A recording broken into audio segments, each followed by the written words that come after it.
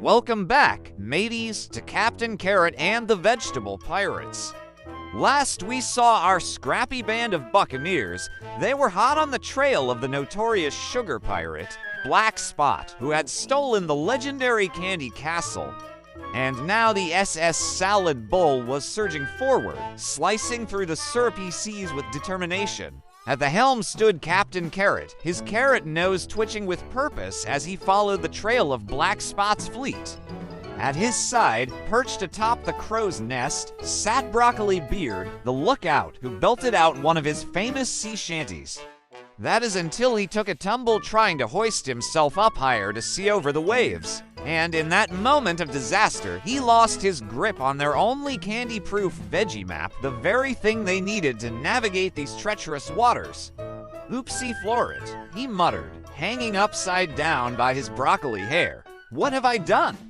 As the map floated further away, carried on a current toward a bubbling soda whirlpool, panic began to swirl among the crew. In the crow's nest with him, Lettuce Lucy, the navigator, gasped, scrambling to recall the map's path from memory.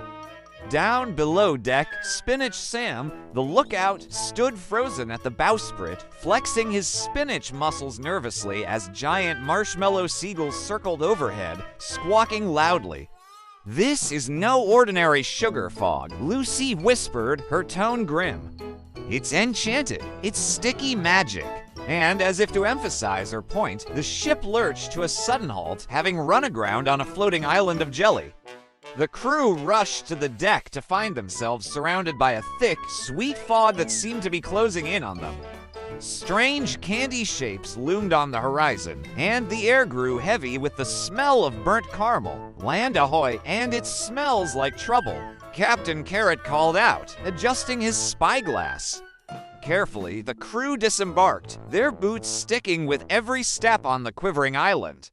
In the distance, they saw the faint outline of a gumdrop castle, but something else caught their attention. In the center of the island, half hidden in the mist, was a glistening gumdrop statue of Broccoli Beard. It was detailed down to his bulbous nose and even his monocle. "That's me," he gasped, taking an involuntary step closer. But as they approached, the statue blinked. It wasn't a statue at all. It was a trick, a trap sprung by cranky Candy Corn, Black Spot's first mate, who had lured them here with the promise of an easy capture. The island began to melt beneath their feet, turning into a caramel swamp as giant lollipops sprouted from the goo-like spears. "Quick, before we're all stuck in this sticky situation," Captain Carrot shouted, brandishing his sword. Thinking fast, Lettuce Lucy combined her magic mint leaves with a spicy mustard root, creating a flavor burst that froze the swamp in its tracks. Just then, Spinach Sam heaved a giant water balloon from the ship, startling the Candy Corn soldiers who had come to collect their bounty. In that moment of confusion, Captain Carrot cut the rope holding the treasure chest, sending it tumbling into the swamp. Then, with a mighty heave, Spinach Sam pulled Broccoli Beard out of the goo.